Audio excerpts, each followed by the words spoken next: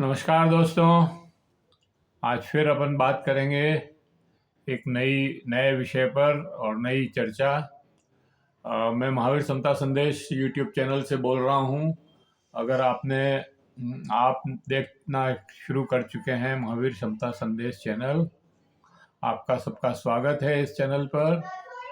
और ये अपील कि अगर आपने अभी तक हमारे यूट्यूब चैनल को सब्सक्राइब न किया है तो सब्सक्राइब कर लें, बेल आइकन दबाना न भूलें। और अगर आपको वीडियो अच्छे लग रहे हैं तो लाइक करें, फॉरवर्ड करें और कमेंट बॉक्स में जाएं, कमेंट लिखें, सुझाव दें। आपके कमेंट और सुझाव हमें और बेहतर करने की ओर अग्रसर करेंगे। इस अपील के बाद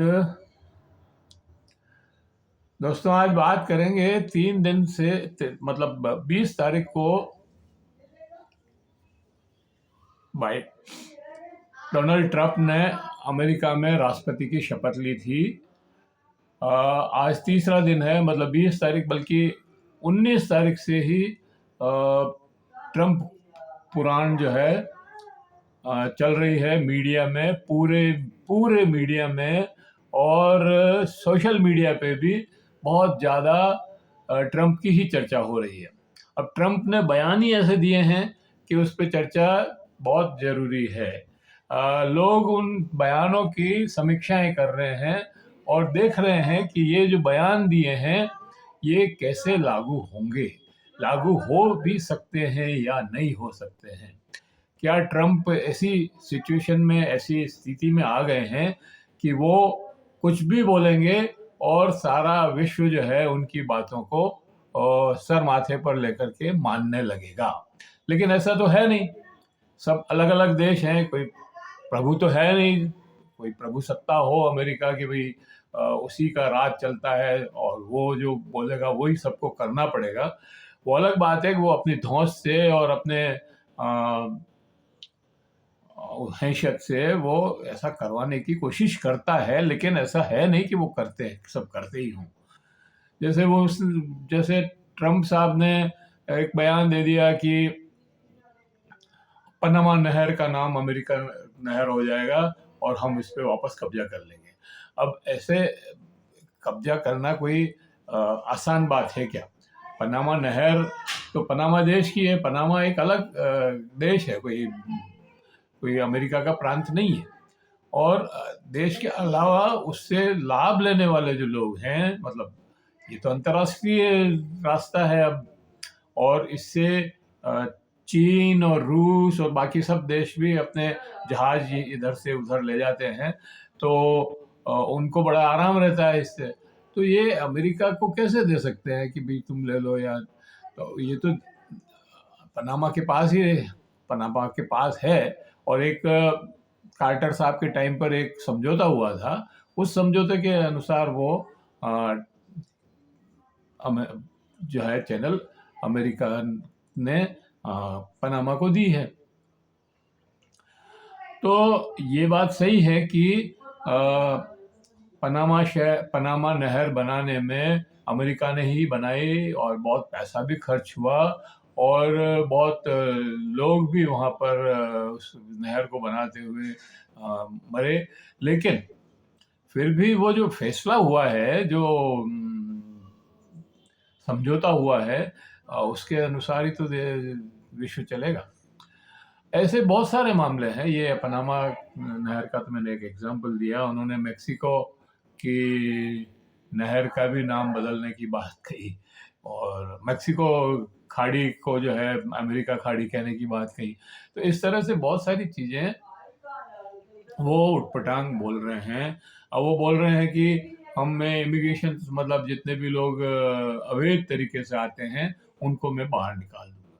ये बात तो ठीक है, उनकी इच्छा की बात है, लेकिन उससे जो क्योस पैदा होगा अमेरिका में वो उनको नजर नहीं आ रहा है, क्योंकि वो 10 मतलब लाखों लोग, करोड़ों लोग हैं। वो एक दो लोग नहीं है, 1.5 करोड़ लोग जो है इलीगली एंटर हुए हैं और वो बहुत ही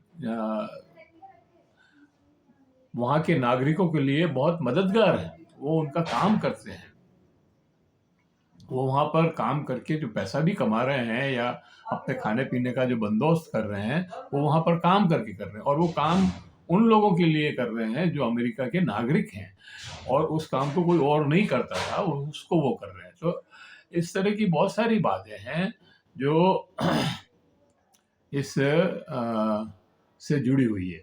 लेकिन वो है कि कुछ भी बोले जा रहे हैं।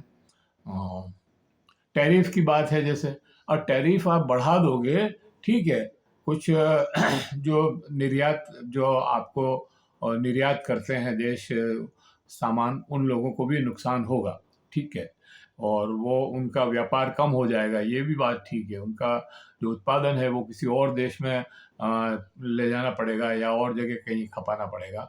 और चीन, खास तो चीन है उसमें, चीन और भारत दो ही देश तो मुख्य हैं। बाकी जो देश हैं जैसे साउथ अफ्रीका है, तो उसका बहुत ज़्यादा माल अमेरिका में कोई लगता नहीं है, और ब्राज़ील है, और रूस है, तो रूस में तो आपने वैसे ही बैन लगा रखे हैं बहुत सारे, तो आप उससे कुछ लेते नहीं हो और वो कुछ बेचता नहीं है आपको।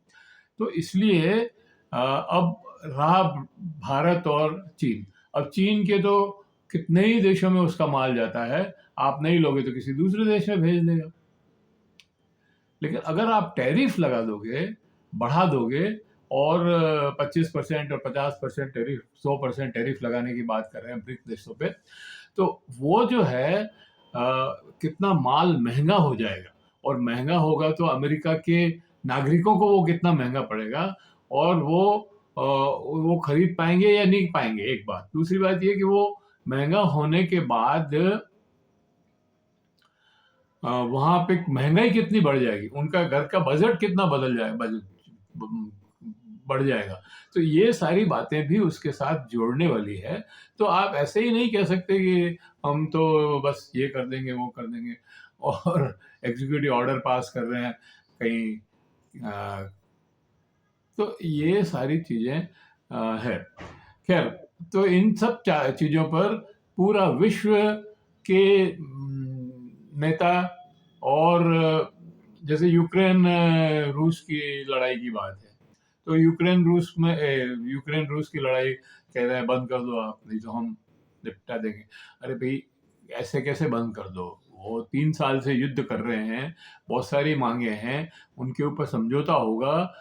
जो लेजिटिमेट समझौता अगर होगा तो ही बंद होगा ना। हाँ, ये बात सही है कि युद्ध विराम समझौता की वार्ता शुरू करनी चाहिए, लेकिन आप ये कहो कि युद्ध बंद कर दो, तो वो तो समझ में के बाहर है। हालांकि ये बात सही है कि फिलिस्तीनी इजराइल का युद्ध उनके दबाव में वो समझौता हो गया, लेकिन वो समझौता भी 1 साल पहले से बातचीत चल रही थी, और इजराइल इस स्थिति में आ गया था कि वो उस युद्ध को और ज्यादा प्रोलॉन्ग नहीं कर सकता था, क्योंकि उसके सैनिक मारे जा रहे थे। उसको वो 1.5 साल में भी जो उसने कहा था कि मैं 1 हफ्ते में या 10 दिन में या 1 महीने में हमास को ठिकाने लगा दूंगा, वो नहीं लगा पाया। तो ये सारी बातें भी उसमें देखने वाली है। इसलिए इजराइल थक गया था, इसलिए उसने समझौता कबूल कर लिया। हालांकि ये बात सही है कि ट्रंप और बाइडेन का भी उसमें रोल है, रोल तो मिस्र और कतर का भी है। तो ये आप ये नहीं कह सकते कि खाली बाइडेन के दबाव में वो बंद हो गया। तो और ये सारी जो जिन शर्तों पर ये बंद हुआ है, ये शर्तें पहले भी रखी गई थी, और वही शर्तें अभी रिपीट हुई है। तो ये सारी बातें हैं। खैर, मैं आज ट्रंप की बात तो ऐसे ही निकल गई तो मैंने कर दी, और ये तो 10 मिनट का वीडियो बन गया ट्रंप पे।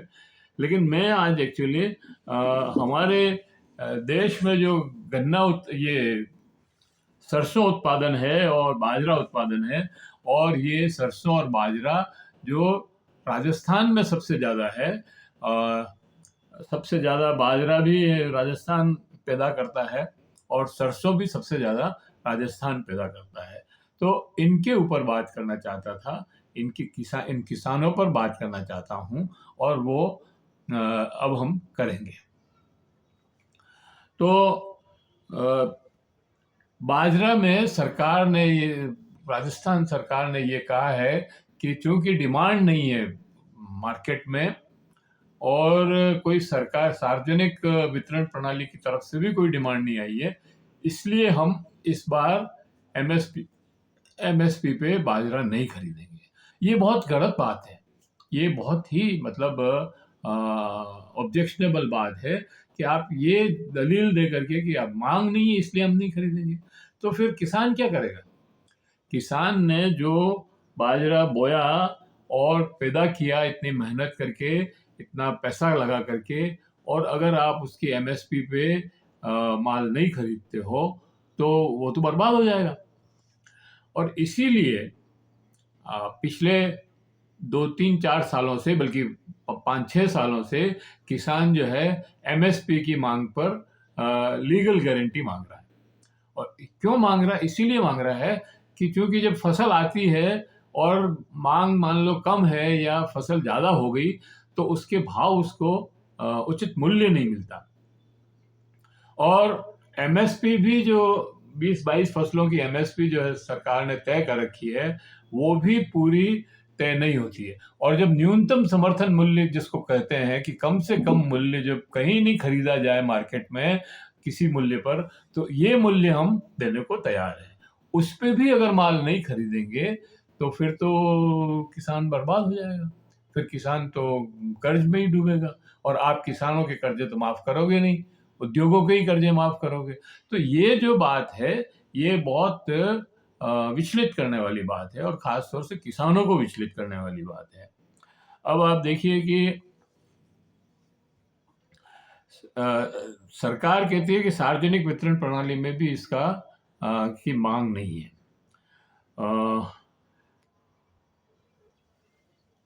और इसलिए सरकार ने इस बार माल नहीं खरीद रही है।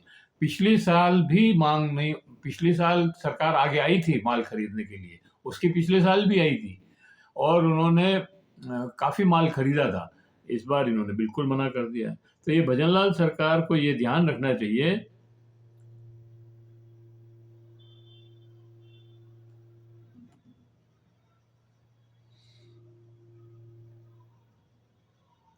तो भजनलाल सरकार को इस बात का को याद रखना चाहिए कि एमएसपी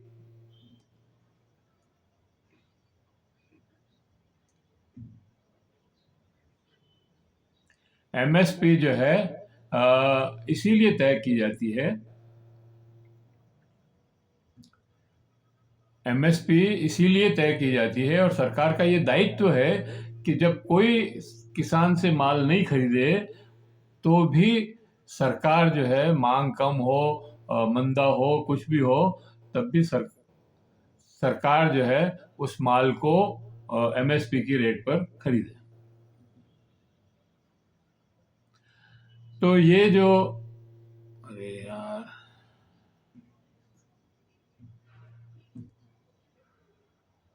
ये जो बात है इसके ऊपर ध्यान देना चाहिए सरकार को और सरकार को इस मांग को मानना चाहिए कि उनको एमएसपी पे माल खरीदना चाहिए। एमएसपी भी कम है।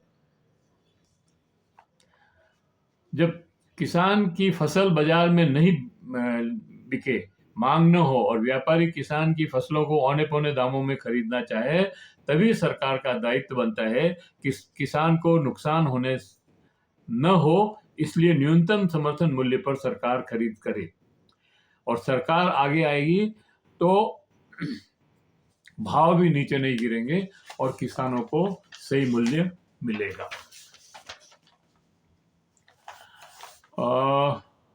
प्रदेश में हर साल 40 से 45 लाख मेट्रिक टन बाजरे का उत्पादन होता है। ये देश में लगभग 43-44% उत्पादन है देश का। सबसे ज्यादा उत्पादन राजस्थान ही करता है।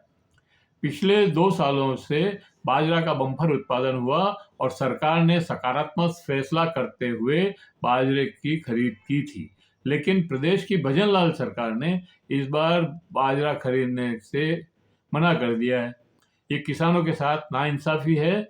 राजस्थान में बाजरा बाड़मेर, जैसलमेर, जोधपुर, नागौर, सीकर, चूरू व झुंझुनू में सबसे ज़्यादा उत्पादन होता है।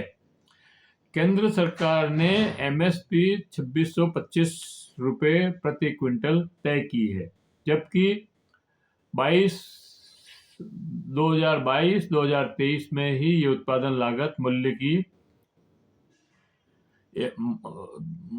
उत्पादन लागत जो है 2385 रुपये आता है। तो स्वामीनाथन कमीशन के C2 फॉर्मूले के C2 प्लस 50% फॉर्मूले के हिसाब से ये रेट बहुत कम है। सरकार के समर्थन मूल्य का कम रखा हुआ है और फिर उस पर भी खरीद नहीं कर रही है। इससे किसानों को अपने आप को दुखी और असहाय महसूस कर रहे हैं। तो पहले तो ये एमएसपी गलत तय की हुई है सरकार ने। एमएसपी का मतलब ये है कि भाई लागत मूल्य प्लस 50%, तो लागत मूल्य है 2385 रुपये, और 2385 रुपये में 50% और जोड़ दो तो मतलब ये 1100 रुपये इसमें और जुड़ने चाहिए, तो वो हो जाता है 3400 रुपये, 3400-3500 रुपये की होना चाहिए, उसकी जगह दे रहे हैं 2625 रुपये। तो 700-800 रुपये क्विंटल तो आप वैसे ही कम दे रहे हो, और फिर आप जो है खरीद ही नहीं रहे हो, तो ये तो जाती हो गई ना। फिर अब वो या तो बनिया के यहाँ औने पौने दाम में बेचना पड़ेगा उसको, क्योंकि वो तो स्टोर कर नहीं सकता है। सरकार तो इसको स्टोर कर सकती है, 2-3 साल रख सकती है, जब भाव आए तब बेच सकती है, लेकिन किसान तो ऐसा नहीं कर सकता है। तो किसानों को राहत देने के लिए सरकार को इस फैसले पर फिर से पुनर्विचार करना चाहिए और किसानों को राहत देनी चाहिए।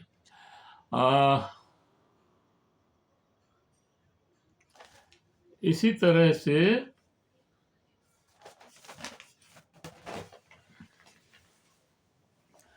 सरसों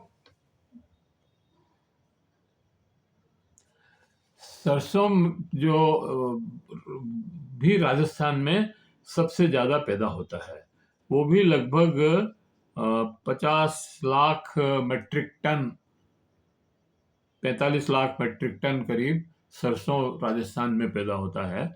और ये सरसों जो है, सरसों का तेल निकलता है, आप सब जानते हैं, और सरसों का तेल सबसे अच्छा तेल माना जाता है, खाने में भी और दवाई के भी बहुत काम आता है। और राजस्थान ऑयल इंडस्ट्री एसोसिएशन के अध्यक्ष ने सरकार से राजस्थान को सरसों प्रदेश घोषित करने की मांग की है। सरसों प्रदेश घोषित किया जाए और सरसों के तेल पर से जीएसटी, मंडी शुल्क व सरकार का जो कल्याण कोष है, सेस लगाया हुआ है 0.5%, उसको भी समाप्त किया जाए, ये उन्होंने मांग की है। और ये मांग क्यों की है? उनका कहना है कि ये एसोसिएशन के अध्यक्ष का मानना है कि ऐसा करने से सरसों उत्पादन बढ़कर 100 लाख टन हो जाएगा, मतलब जस्ट डबल, मतलब 100%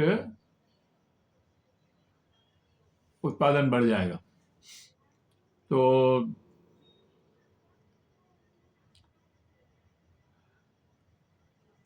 अभी भी मतलब जो ये जीएसटी वीएसटी और टैक्स वैक्स सब लग जाते हैं, तो सरसों का भाव बढ़ जाता है। इसकी वजह से 60% मिलें जो है सरसों के तेल निकालने की बंद पड़ी हुई है। तो उनको खोलने के लिए किसानों को सही मुआवजा, मतलब सही मूल्य मिले, उसके लिए सरकार को ये काम करने चाहिए। भारत में 5 राज्य ऐसे हैं जो 88% सरसों उत्पादन करते हैं।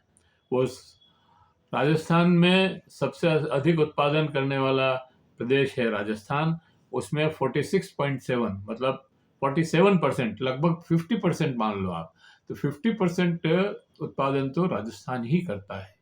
तो अगर इसमें अगर ये छूट दे दें जीएसटी की और कल्याण कोष की और मंडी टैक्स की, तो ये मतलब 100 क्विंटल से भी ज़्यादा, 100 मीट्रिक टन से भी ज़्यादा सरसों उत्पादन कर सकते हैं।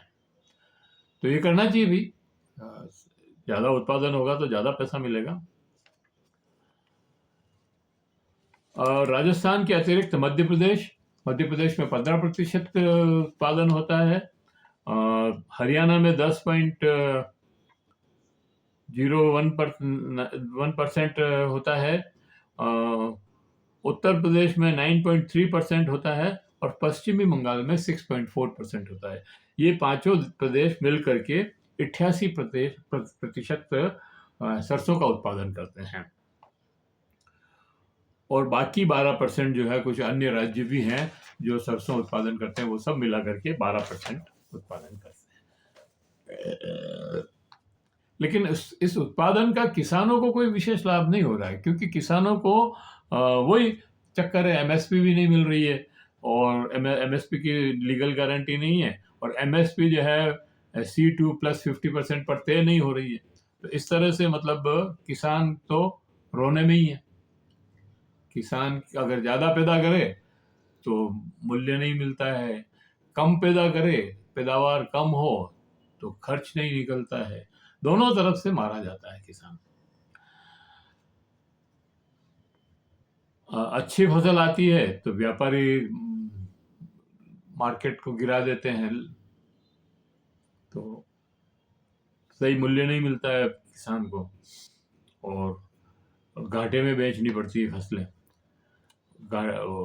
कई बार तो फसल को जो है घाटे में बेच करके जाना पड़ता है, क्या करे, वो तो होल्ड कर नहीं सकता। तो एमएसपी मूल्य अभी 5,950 रुपये है प्रति क्विंटल इसका, सरसों का। और मंडी में ये मूल्य भी नहीं मिलता है क्योंकि एमएसपी की गारंटी नहीं है। गारंटी नहीं होने की वजह से और कम मूल्य मिलते हैं। तो किसानों की ये परेशानी है। सरकार को जो किसानों की मांग है पिछले कितने ही सालों से, और 13 महीने तक तो वहाँ खंडूरी बॉर्डर पर और यहाँ पर मतलब पड़े रहे, मतलब खंडूरी क्या, सॉरी, दिल्ली बॉर्डर पर, और अभी 11 महीने से खनौरी बॉर्डर और सिंधु बॉर्डर, शंभू बॉर्डर पर धरना लगाए बैठे हैं एमएसपी की मांग को लेकर ही, लेकिन सरकार सुन ही नहीं रही है। अब जरूर बात हुई है कि 14 फरवरी को बात होगी, लेकिन इसमें भी बहुत पैच है। अभी मतलब डल्लेवाल साहब जो अनशन करके बैठे हैं, 55, 56, 57 दिन का अनशन हो गया है उनका। अब उन्होंने मेडिकल एड लेना तो शुरू किया, लेकिन अनशन खत्म नहीं किया है, आमरण अनशन तो जारी है। तो अब क्या बात होती है फिर, ये जो मांग है ये केवल पंजाब के किसानों की नहीं है, ये पूरे देश के किसानों की मांग है। तो संयुक्त किसान मोर्चा जो राजनीतिक है, ये अराजनीतिक मोर्चा है डल्लेवाल साहब का, और शंभू बॉर्डर पे जो पंडेर का जो मोर्चा है, ये दोनों मोर्चे राजनीतिक नहीं है। लेकिन संयुक्त किसान मोर्चा जिसके संयोजक टिकैत हैं और दूसरे लोग भी हैं उसमें, पंजाब के भी हैं, पूरे देश के लोग हैं उसमें, वो उनकी भी मांग है ये एमएसपी।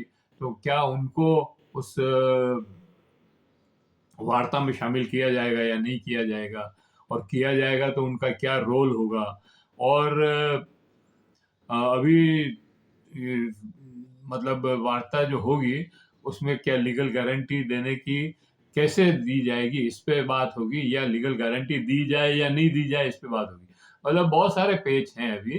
तो देखते हैं 14 फरवरी तक, तब तक डल्लेवाल साहब का क्या होगा। मेरा तो कंसर्न ये है कि वो 17-18 दिन हो गए, 57-58 दिन हो गए उनको आमरण अनशन पे।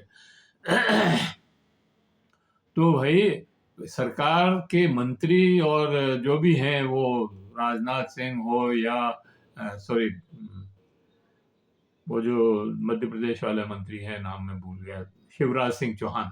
शिवराज सिंह चौहान जो कृषि मंत्री हैं, वो जाकर के डल्लेवाल साहब से निवेदन करे कि आप अनशन तोड़ दो, हम आपकी मांगों को मानने के लिए तैयार हैं। तब जाकर के उनकी जान बच सकती है, बाकी उनकी जान बहुत खतरे में है। तो इस बात को ध्यान रखना चाहिए कि उनकी जान बचे, लोगों को एमएसपी मिले। पहले ही 750 किसानों की जो है शहादत ले चुके हैं आप, और क्या क्या कांड नहीं हुए कि कहीं मंत्री के बेटों ने गाड़ियां चढ़ा दी किसी पे, किसानों पर, कहीं क्या कर दिया।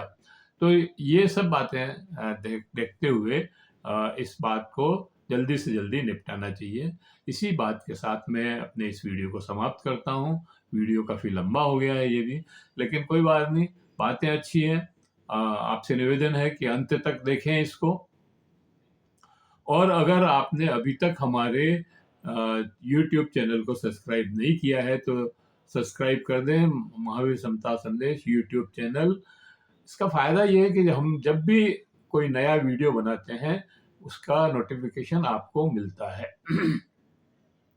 अगर आपको हमारा वीडियो अच्छा लगा है तो इसको लाइक करें और लोगों को फॉरवर्ड करें, मैसेज करें लोगों को, और निवेदन करें कि वो हमारे YouTube चैनल को सब्सक्राइब भी करें, देखें भी और कमेंट भी करें। आपके कमेंट और सुझाव हमारे को और बेहतर करने की ओर अग्रसर करेंगे। मित्रों, हम चाहते हैं कि आप ज़्यादा से ज़्यादा सब्सक्राइब करें, ज़्यादा से ज़्यादा लाइक करें, क्योंकि वही हमारे को प्रोत्साहित करती है इस काम को करने के लिए। धन्यवाद। जय हिंद, जय भारत। फिर मिलेंगे किसी दूसरे वीडियो पे, किसी दूसरे